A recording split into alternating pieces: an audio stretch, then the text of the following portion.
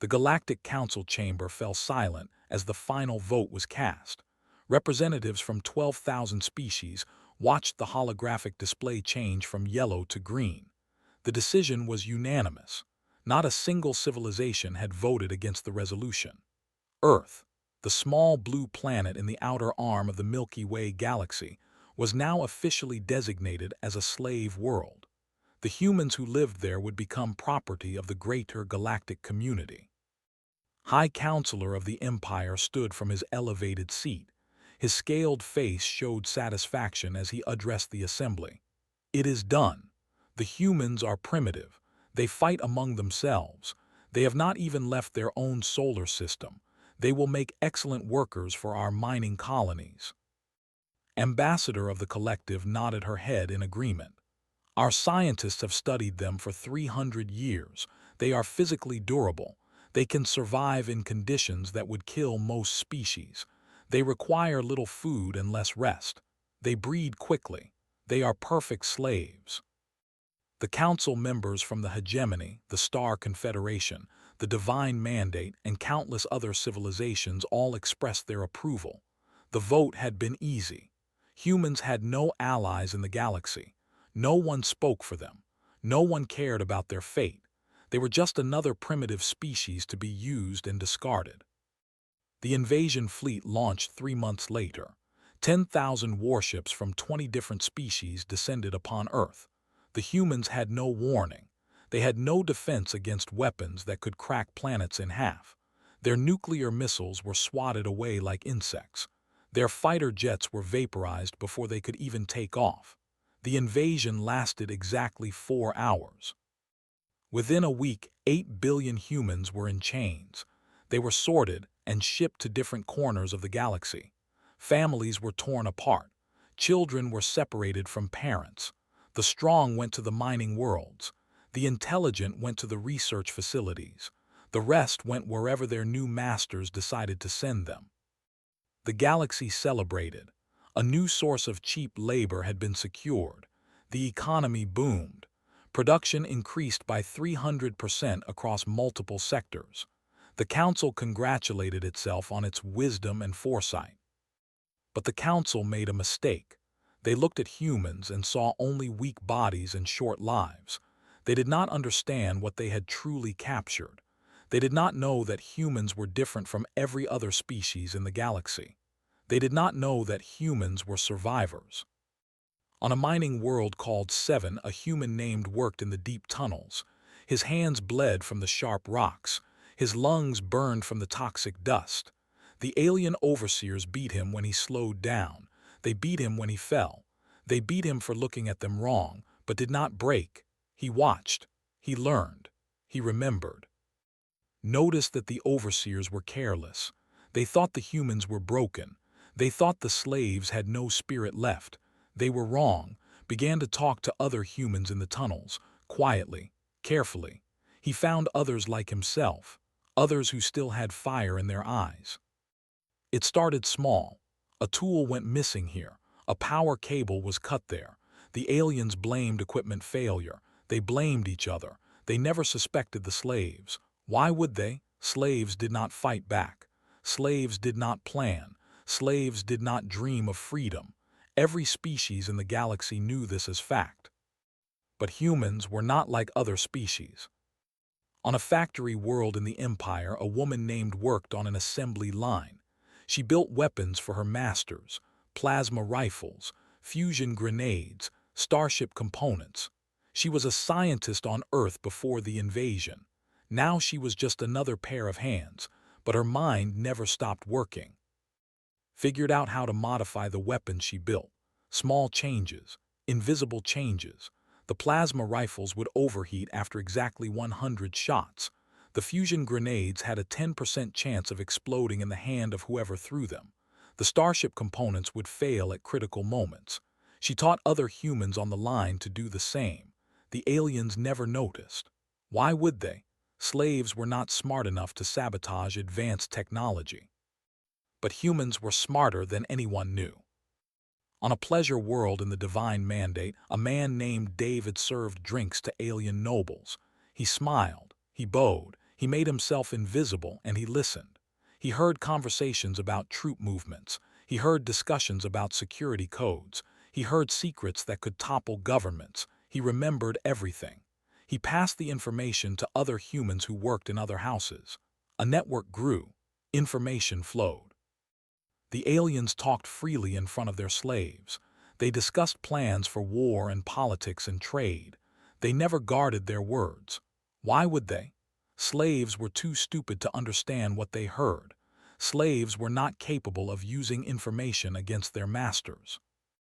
But humans understood everything. 15 years passed. The humans waited. They planned. They prepared. They built networks that spanned the entire galaxy. They turned their chains into weapons. They turned their prisons into fortresses. They turned their despair into rage. The uprising began on a night that the galaxy would never forget. On 10,000 worlds in 10,000 facilities, the humans rose at the same moment. They had synchronized their rebellion using communication methods the aliens could not detect. Simple things, songs, stories, patterns in their work. The primitive humans had outsmarted the most advanced civilizations in existence. Led the revolt on 7. The humans overwhelmed the overseers in minutes. They had been mapping the facility for years. They knew every corridor, every weak point, every escape route. They seized the weapons cache before the aliens even knew what was happening. Activated her sabotage on the factory world. Every weapon in the armory failed at once. The plasma rifles exploded. The fusion grenades detonated in their storage containers. The defense systems crashed. The humans walked through the chaos like ghosts and took control of the entire planet. David used his network to spread false orders through the divine mandate. Fleets were sent to the wrong locations. Security forces were called away from critical positions. Leaders were assassinated by their own guards who had been bribed or blackmailed by the human network. The galaxy erupted in fire. The Galactic Council convened in emergency session. High Counselor screamed at his admirals to restore order, but order could not be restored. The humans were everywhere. They were in the factories that built the weapons. They were in the ships that carried the cargo. They were in the homes of the powerful, and they were very, very angry. The Council sent their greatest fleet to Earth. They would destroy the human as punishment for the rebellion. They would make an example that the galaxy would never forget. 300,000 warships surrounded the blue planet. The fleet commander broadcast his ultimatum: surrender or be destroyed. Earth did not respond with words. Earth responded with weapons. During 15 years of slavery, the humans on Earth had not been idle. The occupation forces had grown lazy. They had stopped watching. They had stopped caring. And the humans had used that time well. They had rebuilt. They had studied the alien technology. They had improved it. They had created things that no alien scientist thought possible. The first wave of alien ships disappeared in a flash of light. The second wave followed. By the time the fleet commander realized what was happening, half his force was gone. The humans had developed weapons that the galaxy had never seen. Weapons based on principles that alien scientists called impossible. The primitives had leaped ahead of civilizations that had been traveling through space for millions of years. The surviving ships fled. They carried stories of terror back to there. They spoke of human weapons that could not be stopped. They spoke of human ships that appeared from nowhere. They spoke of human soldiers who fought with a fury that made battle-hardened veterans weep with fear. The rebellion spread like fire through dry grass. Humans led uprisings on every world where they had been enslaved. But they did not fight alone. Other slave species joined them. Species that had been broken for thousands of years saw the humans rise and found their own courage again. The galaxy that had enslaved Earth was now burning. High Counselor tried to negotiate. He offered freedom. He offered territory. He offered anything the humans wanted. Now the leader of the human resistance listened to the offer. Then he laughed. "You voted to enslave our children," said. "Every single one of you. Not one civilization stood against it. Not one voice spoke for mercy. You decided together. Now you will pay together. The human fleets did not stop. They moved from system to system. World after world fell. The empire collapsed in 3 months. The collective was shattered in 6 weeks. The divine mandate begged for peace and was. The hegemony tried to flee and was hunted down. The galaxy watched in horror as the species they had called primitive rewrote history. Civilizations that had existed for millions of years were erased. Technologies that had taken centuries to develop were destroyed or captured. The great powers that had ruled the stars became refugees, fleeing before the wrath of humanity. Became the architect of a new order. She built ships that could cross the galaxy in days. She created weapons that made the old technology look like children's toys. She took everything the aliens had known and made it better. David became the voice of humanity. He addressed the surviving civilizations with words that were carved into monuments across 1,000 worlds. You taught us that the galaxy is cruel. You taught us that mercy is weakness. You taught us that only the strong survive. We learned your lessons well. Now live with the consequences.